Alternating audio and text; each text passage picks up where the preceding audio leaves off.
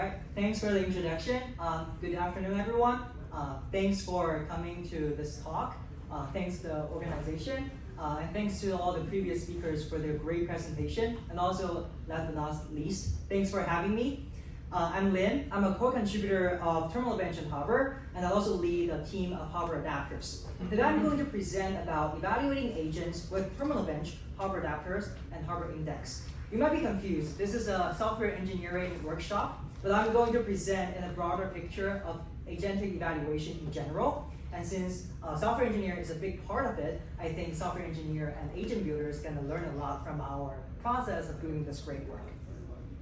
So I think Terminal Bench has become an industry standard right now. A lot of the audience might already start using Terminal Bench and familiar with it and building upon Terminal Bench. But just for a quick recap, Terminal Bench has multiple series and multiple branches, but it's basically a data set that is consists of hard, realistic, valuable tasks that evaluate populate agents in sandbox environments with terminal and file system access.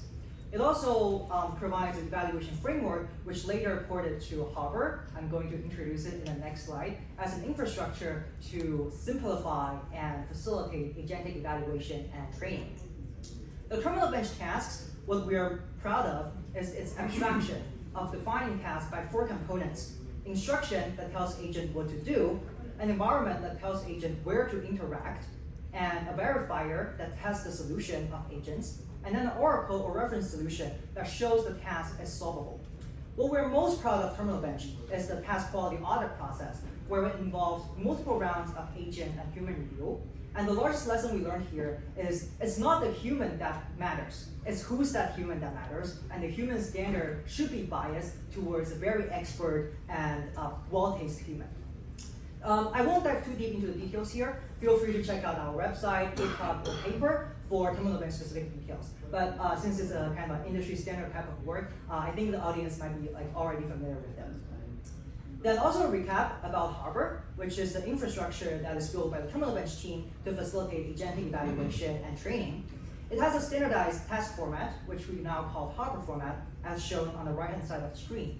It has instruction.md that tells the agent what to do, a task.toml that specifies the task configuration, and a bunch of environment, solution, and test files.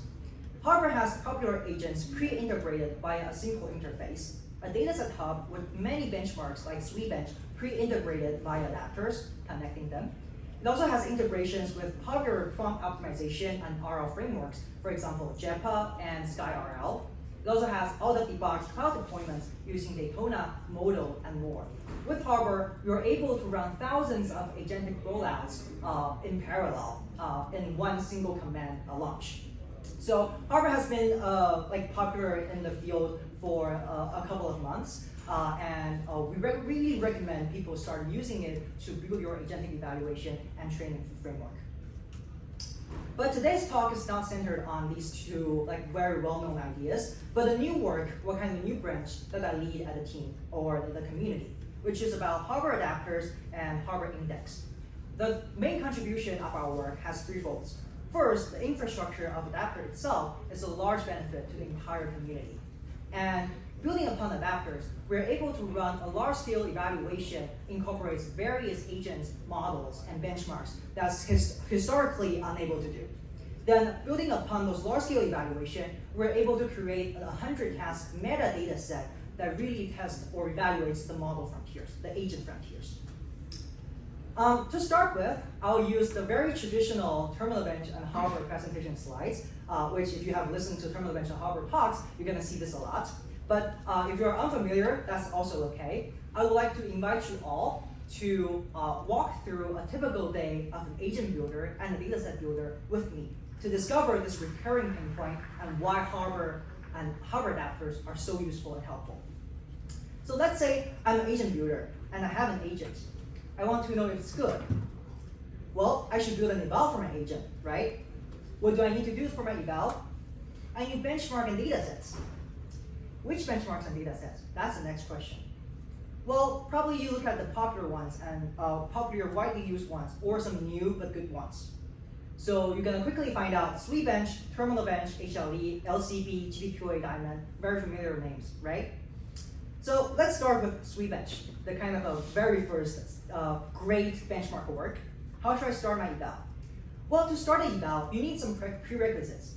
You need to first access the SweetBench repo or the Hugging Face dataset, understand how the tasks are structured, understand how the code base are structured, and then finally you can install and execute an agent. We're quickly running into bugs. So that's a painful process for our real engineers to really debug and iterate on it until you can finally pass the sanity check or smoke test and make your agent work on the data set or benchmark. But that's just prerequisites. Now, since you have achieved that all, your agent works properly on the data set, you can finally start to evaluate your agent.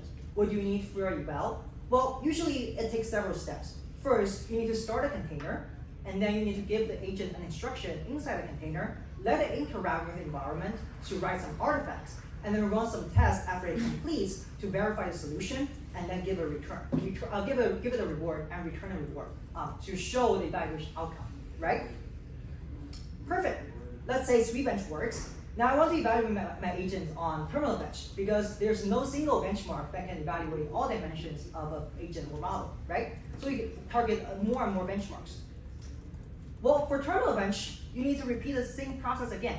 You need to access the Terminal Bench GitHub repo and Hugging Face dataset, understand the task structures and code base structure until you can install and execute an agent, but you need to iteratively and painfully debug it until it can finally pass the sanity check. And then, to start your evaluation, repeat the exact same 1, 2, 3, 4, 5 steps. Start the environment, give the instruction, let it interact, run some tests, and then return a reward. This may sound like super native and natural for a lot of agent builders in the room, but if you think about it, it has been more than 10 steps to really just do one single thing, one simple thing, eval my agent on a data set. This can be described in one sentence, but it takes you a lot of steps and time and engineering efforts to build this thing, right? And you see this as a recurring pain point or like a recurring pattern. Now, let's see, SweetBench and Terminal Bench works pretty well. What about the other benchmarks, HLE, LCP, etc.? Exact same prerequisites, you need to understand it for each of the benchmarks or new data sets you build. Exact same evaluation protocols. You need to start an environment, let it interact, and run some tests until you can get some rewards and know how well your agent or model performs. So I think the audience starts to notice this recurring pain point. Each dataset and benchmark has heterogeneous data formats, framework structures, and compatibility issues that are blocking you from simply evaluating your agents on dataset benchmark, right? And this has been recurring for a long time and for everybody. Now, let's think about or stand from a dataset or benchmark builder perspective. The similar recurring pain point also applies. Let's say I'm a dataset builder and I want to know how agents perform on my dataset because I'm going to build a leaderboard.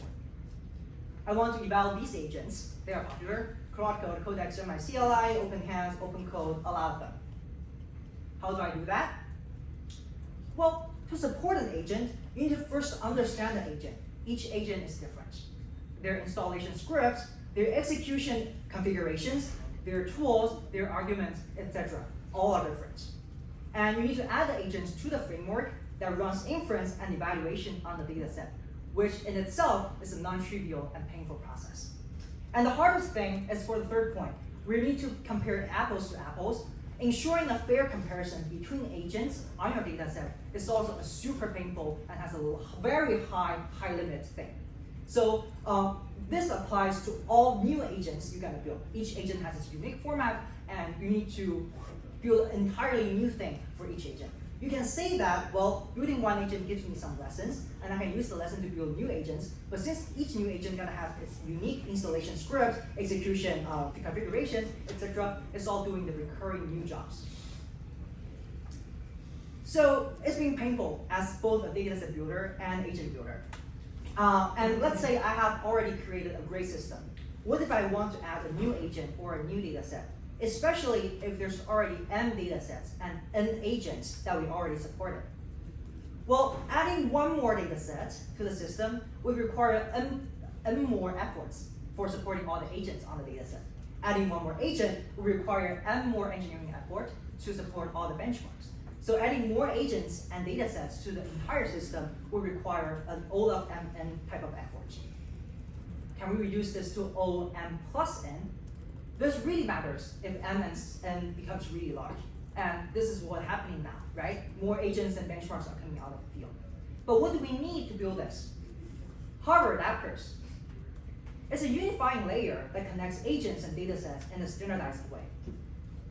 It translates heterogeneous benchmark tasks into the Harbor task format as specified on the right.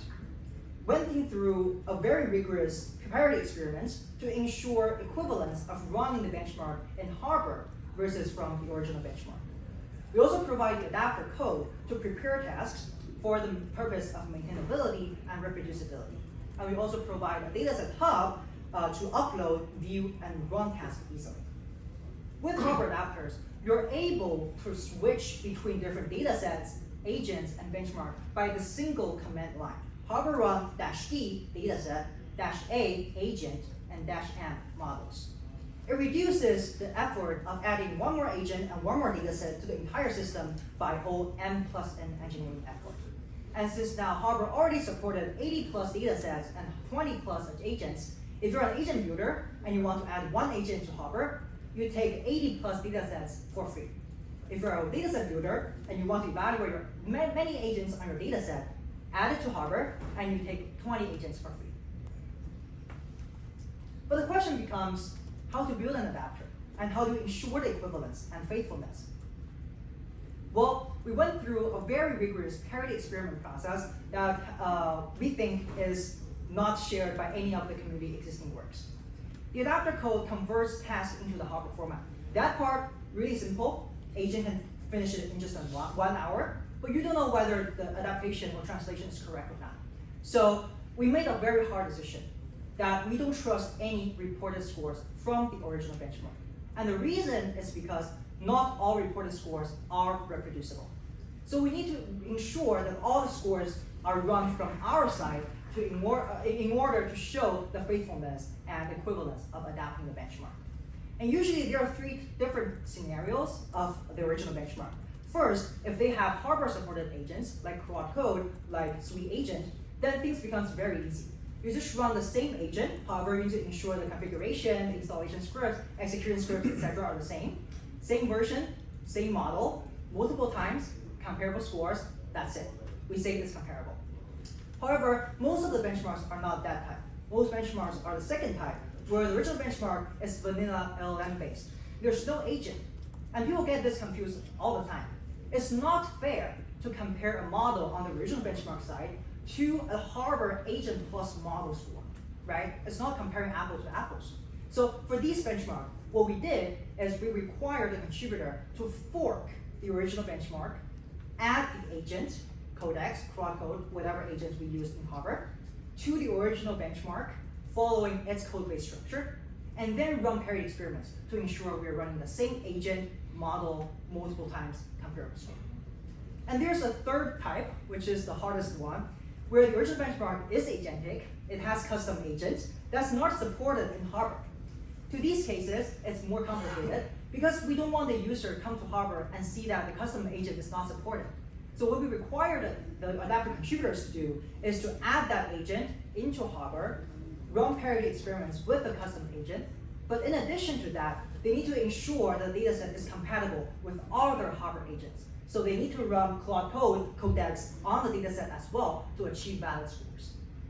In these cases, in these all 3 scenarios, we ensure that all datasets are adapted into Harbor in a reasonable way and ensure the equivalence of adapting it and running it inside Harbor compared to the original benchmark.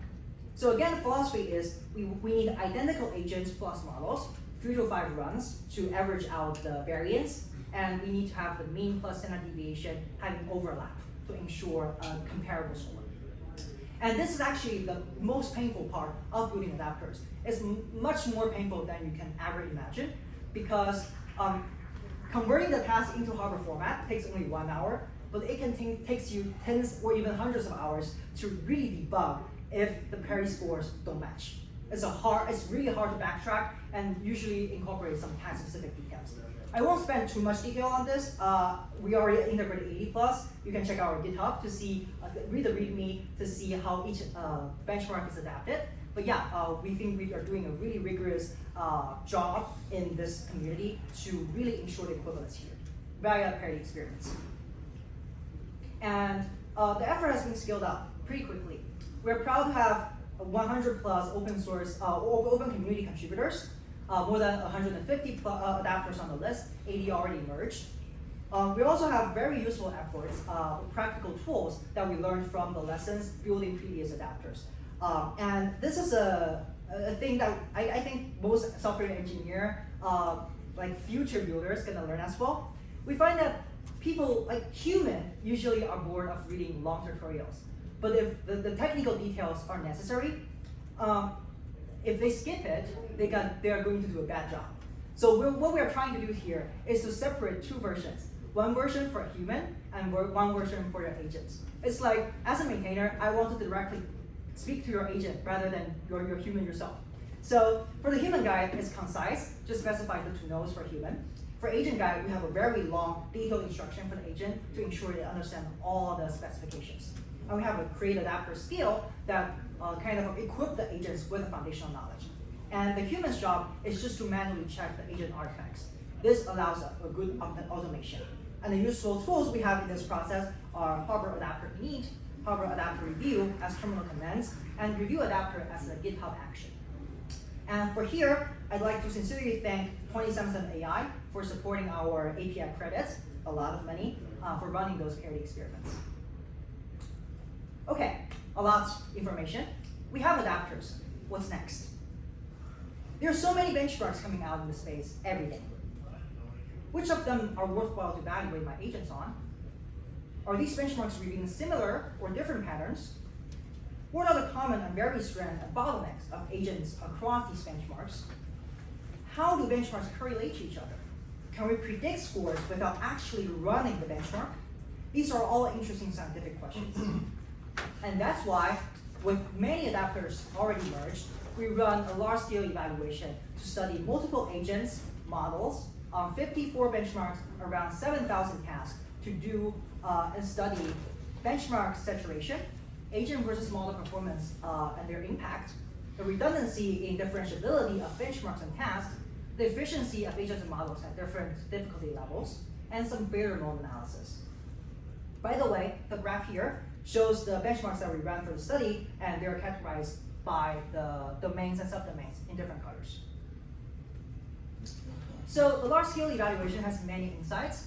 Maybe take a picture to understand the things later. But some trivial findings to start with. Benchmarks saturate at different speeds, and model makes progress in all of them. Trivial. Based on our selected agents and models, we find out that agents usually have a less impact than model on absolute performance. This might be biased towards the agent choices that we make, but what we observed is that, for example, like leveraging from GPT-5 Nano to GPT-5 has a larger score gain than leveraging from Terminus 2 to Codex. So this is what we're saying here. But we're not saying that agent's not important. Actually, agent hardness does modify a lot of model behaviors that we're gonna make some examples later in later slides. But the interesting findings here, which I think a lot of software engineering and benchmarking ideas that we're gonna learn, is the work that we are enlightened by the bench press blog by Dimitris Patel, that the benchmark score space is rather low-rank. Most variants of the benchmark scores variance are explained by 1 to 2 dimensions. And this applies to the task level as well. Only 3 representative tasks per benchmark can already represent most of the rankings. And the takeaway here is that if you build a new agent and you want to know how they ranked relative to other existing agents and models in the field, you don't quite need to run the entire benchmark. You don't need a lot of benchmarks. Maybe just 3 or 4 benchmarks is enough. Maybe just 3 or 4 tasks is enough. And this really speeds up your iteration and tells you about where your agent lands in a very quick and cheap way. Here's another finding. This figure in the table could take like 5 minutes to interpret, but I will share the biggest findings first. So we would like to learn agents and models efficiency across different difficulty levels. And the difficulty is defined by 1 minus the mean pass rate of all agent model combinations. The key findings include, first, bell-shaped marginal benefit in absolute performance. So the marginal benefit of leveraging from a weaker model to the frontier model is maximized at the medium difficulty level tasks. Not the easiest, not the hardest, but the medium difficulty level. The second finding is frontier models are more token efficient, especially on easy tasks. This is somewhat counterintuitive. We would imagine that for easy tasks where the weak models can already do well, they should kind of behave similarly to frontier models, but actually not. We found out that even for easy tasks, frontier models use way less tokens than the weak models. And that's by token, turns, and token per turn. So frontier models use less token, less turns, and less token per turn to resolve easy tasks compared to weak models as well. The third point is that although frontier models have a lot of token savings, they do not offset higher prices. So at all difficulty levels, frontier models is always more expensive than weaker models, despite the token saving. Now, after all these quantitative analysis, moving to traces analysis to analyze exact behaviors and failure load, we find out that the largest ones, or kind of the dominating ones, are wrong factual answer, algorithm bug, hidden test regression, those type of real capability bottlenecks. But even for frontier models, they still have behaviors like syntax language errors, environment block, or some like trivial mistakes, I would call. Another interesting finding we have is that hardness really shapes model behavior. And here's an example. Terminus 2, our own terminal bench agent, enforces a linear plan execute complete sequence to complete a task. And that results in more vulnerable performance in scenarios requiring iterative refinement compared to quad code or codecs where agents are free to iterate on a solution.